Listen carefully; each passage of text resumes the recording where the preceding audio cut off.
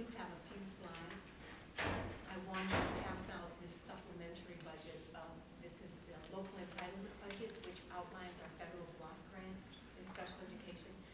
So I know that's going around. Everybody's introduced themselves, so I should probably do that too. Ruth Minnell, Special Education Director. Good evening, everyone. Good evening. So I think in order to really understand this budget, it's important to look at these local entitlement changes, because this impacts our regular education budget quite a bit actually this year. So the local entitlement is our federal block grant. This is the money that the Department of Education at the federal level awards states. They figure out how to distribute it to our to the different districts. And we were notified about a month ago that we should anticipate a cut of 13 to 15% on this federal block grant. So because of that, obviously that impacts our regular budget. And this has been a really stable source of income for the district and for all districts, obviously. And we, last year, we got this sudden kind of bump up. So we had a bump up, and then this year they told us, expect that obviously you're not getting that. The bump up wasn't nearly 13 to 15%, but they are now doing this kind of reciprocal cut this year. So again, that loss to us, it's going to be somewhere between 114 and 131.6. So it's a pretty good hit, and we just don't know what that hit will be exactly yet. So as you'll see on that supplementary budget I just gave you, we budgeted for the lesser amount to be cut. Every year we've anticipated a certain amount of money. It's remained pretty stable around the $800,000 mark. We are planning then with that budget for the lesser amount, we're planning on a budget of $763,322 for our local entitlement. So in order to deal with that loss of 114, then some of the positions that we had in there, we had to move to the regular budget.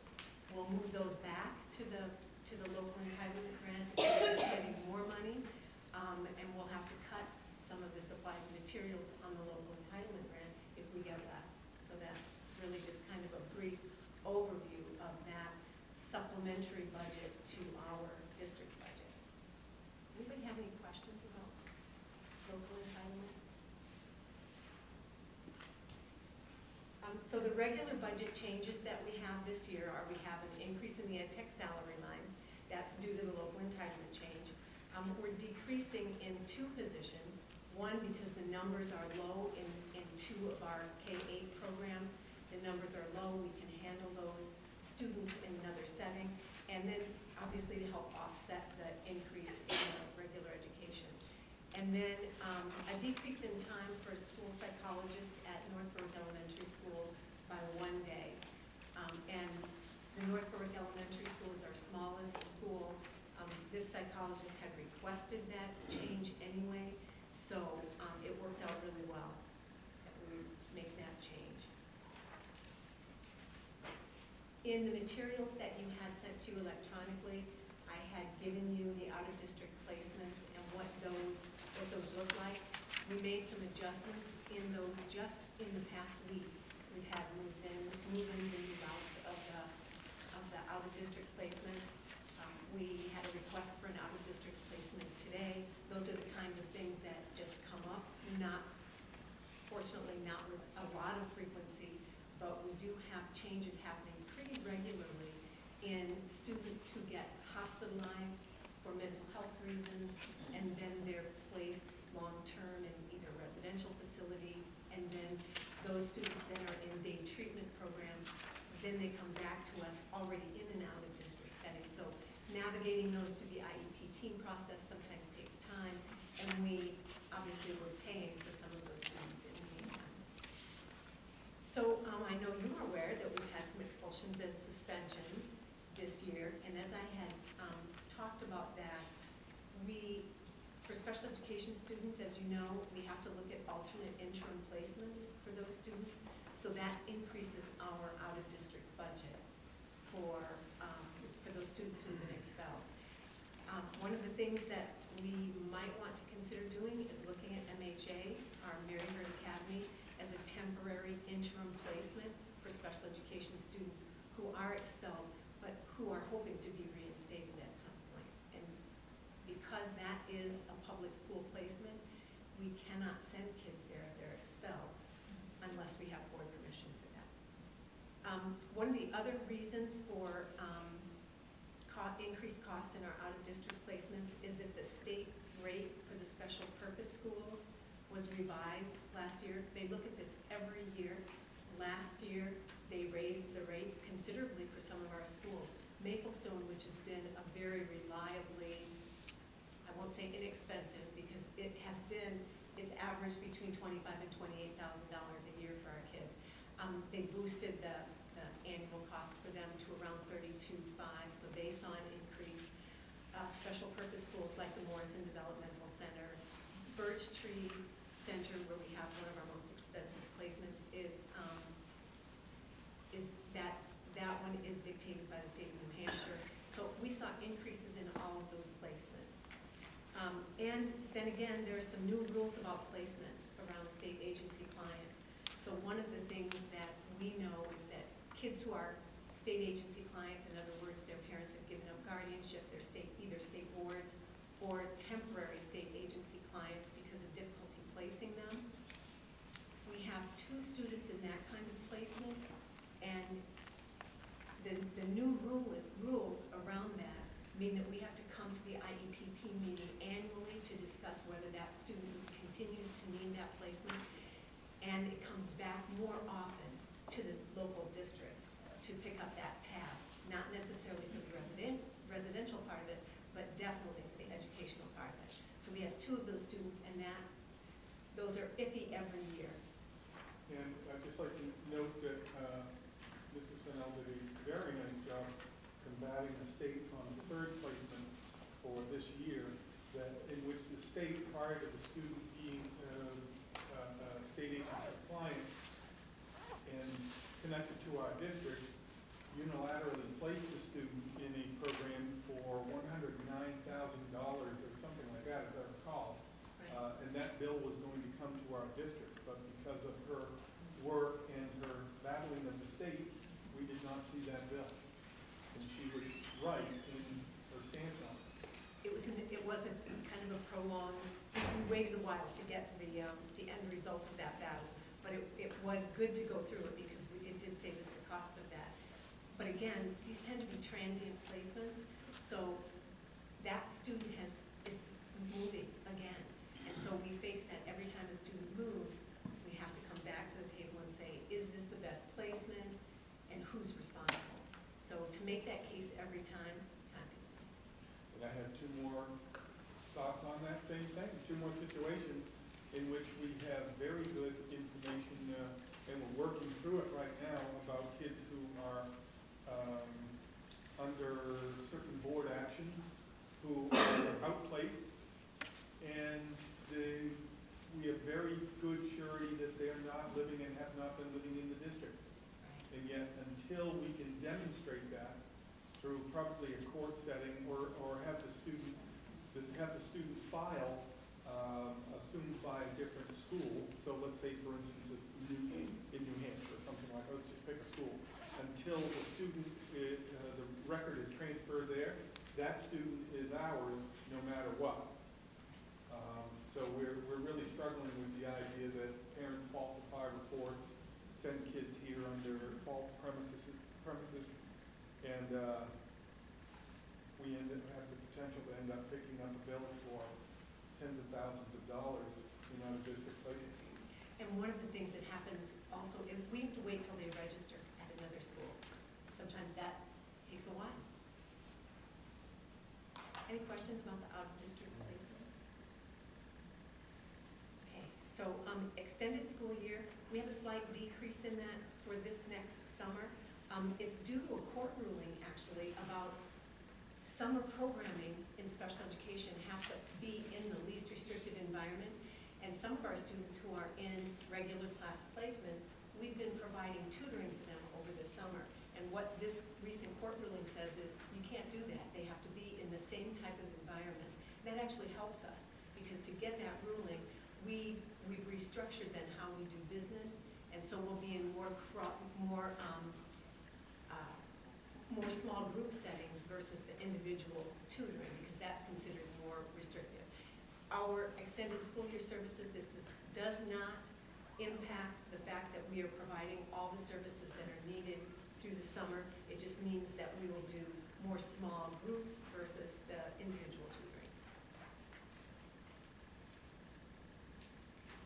And Mary Hurt Academy, we had the cost of one more teacher in last year's budget. We didn't use it. The breaker for us is 25 students. Once we pass 25 students, we have to have another teacher just because of the numbers per staff member. If the numbers go over 25, we need another teacher. Currently, we're at 25. 24 of those are active. We have one student who's out on suspension right now. So currently, we have 25 students. We haven't had to hire that teacher. We just need it in the budget, just in case that if they do go over that number, we have to stay within the state limitations for this type of self-contained programming.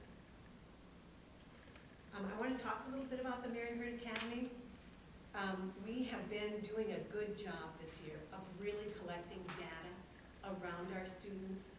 At meetings now, the teachers will come and they have exact percentages of how many behavioral infractions, academically how the kids are doing, how many times the kid has been rewarded for doing something. They have great data, and we've been taking a close look at that, and I'm going to share some of that with you.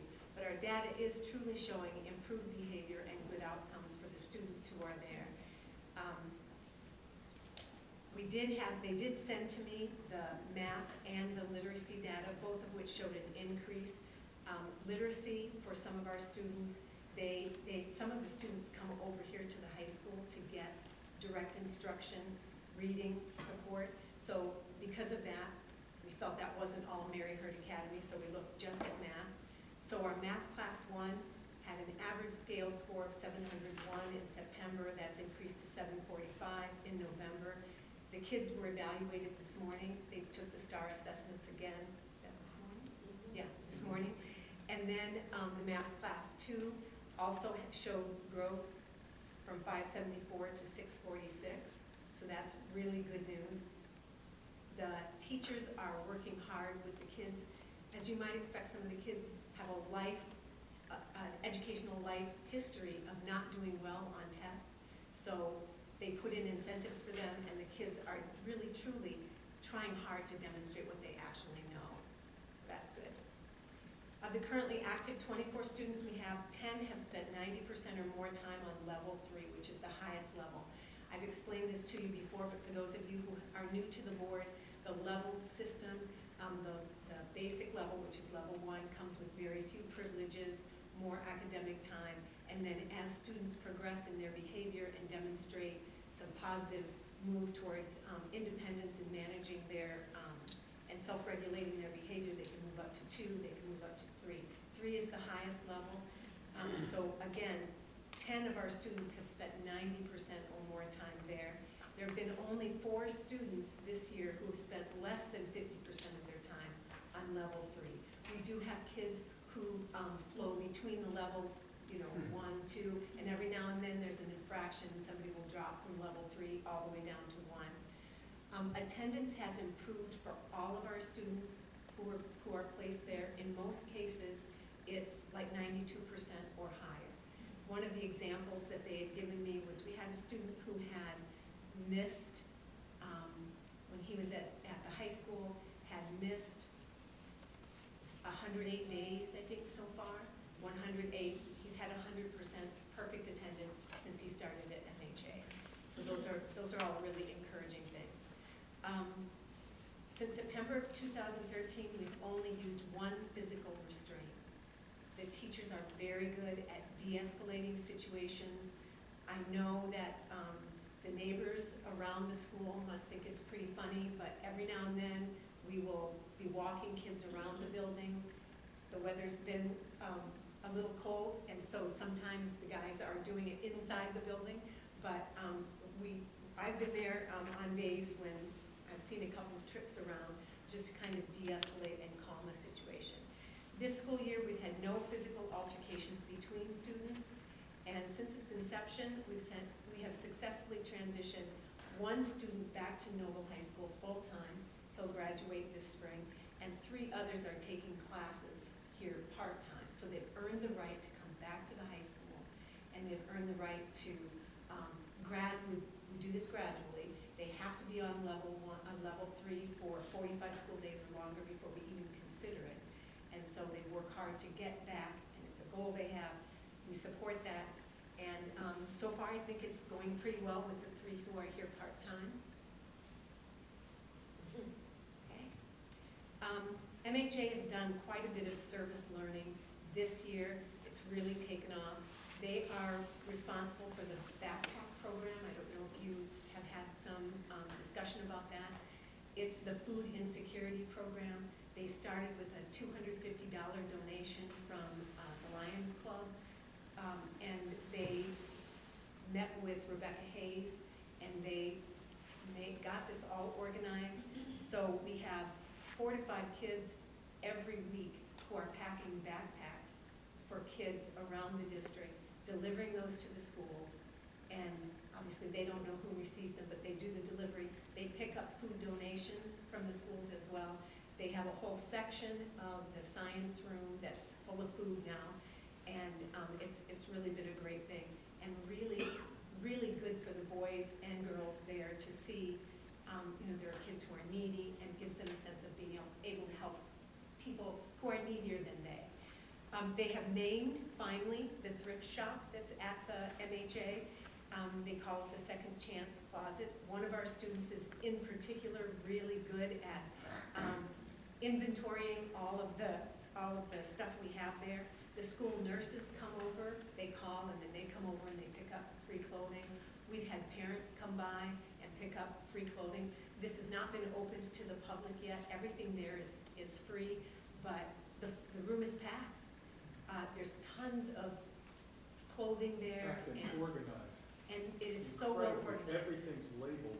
Everything's labeled. The boy who's in charge of it is very particular about the way things are inventoried, and the kids take the donations, they clean everything, they wash all of the clothing and hang it up on hangers, they clean all of the shoes. They've done a great job. It's nicely displayed. So it's really good. We're trying to figure out a way that we can open it during the summer to the public, and hopefully during the summer program that'll give us kind of a test run to see how that works. The school also donates time to Barney Crossing. They have had some situations where they've come in and done things for the residents of Barney Crossing, but also they've listened to presentations by people who are at Barney Crossing and have interviewed people there to get historical perspectives about the community, which is kind of nice. Kids are volunteering right now at the Animal Rescue, Another Chance, and they volunteer weekly at the North Berwick Food Pantry. So those are some of the service learning projects. I'm not going to read all of these, but these are the experiential learning opportunities that have been in place. These are some of the things that they've done. They have been doing a lot just in their community, trying to clean the streets. They've offered to shovel. They've offered to do those kinds of things just around the school. It's one of the cornerstones of when Ruth and Sue were envisioning this kind of a school that was going to make the difference in their views. And I believe they've proven that out, that when students go to an out-of-district placement, they were moved from the community in which they reside, and there's no opportunity to interact, integrate with the community, demonstrate value, learn value for themselves, learn value for others, feel good about the things they're involved in. Some incredible projects going on over there. I never saw the Subaru Justy become like a Dodge Viper, but other than that. I'm sure it could have made it But that the way. seats are definitely being used. Yeah. Yeah. But So we eventually took, they had this, a donated car that they used for, they learned how to change tires, how to change the oil, those types of things. It got a little got a little rundown looking. They also took off the fenders to show the kids how to pound out dents. They created some dents and showed that. Eventually, we did have it towed off, but the kids took the seats out of it, and they've made a mobile sofa, and they put the front seats onto the old frames for chairs that were not useful anymore, so that the Justy front seats are now prized seating at the school, and they use that as an incentive. So they had a lot of fun with the car. It is gone now, though. The kids have been, I know they went for the 100th Day to North Berwick Elementary School, and they helped there.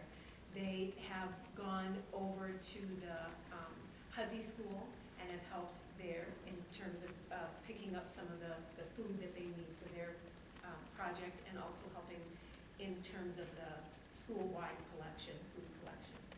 There's so many things that we've done, and I tried to outline in your documents as well some of the things that they've done. This list I got from them yesterday. One of the things that we did this year is we had put in the budget last year for us to use Maplestone, it's a vocational school, as a half-day program for some of our kids, because they have programs there that we couldn't duplicate here. Veterinary assistance, the animal husbandry, those kinds of things. This year, they could not find a half-time teacher for our students, so they let us know early on that they would not be able to do a half-time program. So we talked to the guys who were slated to go there, and we just simply said, you're staying with us. We used the money to contract with an agency called Job Placement Services. So once a week, a job coach comes into the school and talks to individual students about what kinds of jobs they hope to have, takes them out and puts them out there, and they've applied for jobs. Some of our kids are going regularly to jobs, actual jobs, in the afternoon with the job coach, and they're really learning those soft skills around employment that you hear Brenda talk about a lot. You know, how to dress for a job, how to talk to your boss, the kinds of things you can and can't say, and it's really been good for the kids. And the kids who have worked with the job coaches and the relationship that they're building with employers can only help them in the future. I just sent you a link to there's an open house at Marion County next Thursday for the Second Chance Club at the backpack program, so just a little picture of it. Good, thank you. Thank you to Laura Costello for putting it up. Yeah. The other thing that I wanted to, on that list, and I'll back up, is they've been doing a lot of nature photography, and the kids mounted and framed some of their photographs, and they've decorated our central office with them, and we are going to have an art show. One of the kids who's really handy and great at math and eyeballing, has the good visual skills, came and hung the photos for us, and then we're going to invite everybody to come over. We will send out an invitation to the board as well to come for our art show. We were amazed when they put these up on our walls, how great they really are. They are really good. The photography is great. So one of the things about the school is that they're using, we had some training, Sue went to the training last summer with both teachers. We're using a restorative approach. That means they're meeting as a community at least once or twice a week, but the fundamental hypothesis of that is that behavior improves when you do things with an adult rather than trying to do it to them or for them. And so the focus has really been on building, maintaining, and supporting those healthy relationships, but also teaching the kids how to repair those relationships. Many of them have been in situations where they've burned some bridges, or they've been in really tough family situations. So that kind of training really priceless for the kids who are part of that program. We've seen some positive gains from that. Anybody have any questions about MHA? Okay, I'm going to close out here.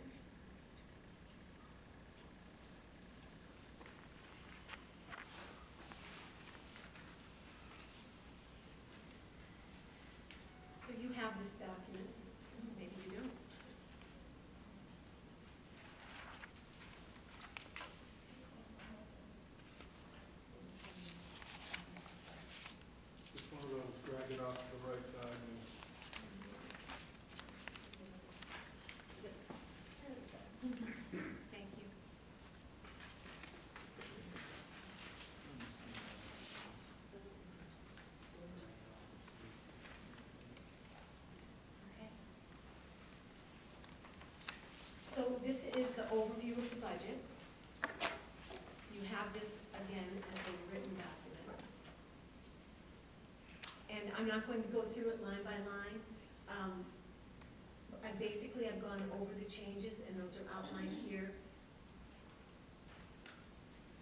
And I've broken it down just the way I broke it down this time is I broke it down by these are the salaries for the regular education, that are in regular education. This is the bulk of our salaries. The educational technician line, again, is increased because we moved Ed Tech 1s who have been funded in that federal grant. We moved a few of those positions into this budget. And then, I'm not seeing the same thing you guys are seeing. So anyway, so this is just the salaries and benefits, and I broke it down. You have it on paper according to the extended school year services and then the Mary Hart Academy. And just so you're aware, in preparing this document, Ruth had some updated numbers. So they're slightly different in the draft 1 budget you have, if you look at that. Out of district, I think is a difference there because she had some latest and greatest information. As we get to draft 2 of the budget, we will then sync up again. So if you notice some slight changes. Okay, anybody have any questions? So I look at this front page here, it says 530 students receive services through an MSAD program. So that's roughly 1 in 5 students in the district. One in 6, yeah. 1 in 6. Can you speak to how that compares in southern Maine as far as are we way higher, are we right around average? We're a little higher than the state average. We are right now, I do have that information, we are at 17.1%. The state average is 16.9. Okay. So we're pretty close to the state average. But last year I broke this down by school, and I think Steve had presented that information last week. That's why I didn't present it this week, but we are averaging around between 19 and 20% now at the Lebanon schools. We are averaging, around 17 point something at the Berwick schools, and around, I think it's around 15.8 at the North Berwick. So anyway, our average is pretty close to the state average. Okay, the reason I ask is I really just wanted to get that information sort of out there because Yes, right. I get a lot of feedback from parents, from community members that says, we're way higher than everybody else in special education, and I know that we're not. So really, it's important, I think, for those issues to come out to the public that, hey, we're right on the state average pretty much, and not any more kids than other school districts, not any less really, so. No, and pretty similar to most of the districts in York County. I will put that data in the budget book because I do have that ready, so that will be one of the graphs that's in the budget book. Plus, we talked about 45 students in process at this time, too, I think it was.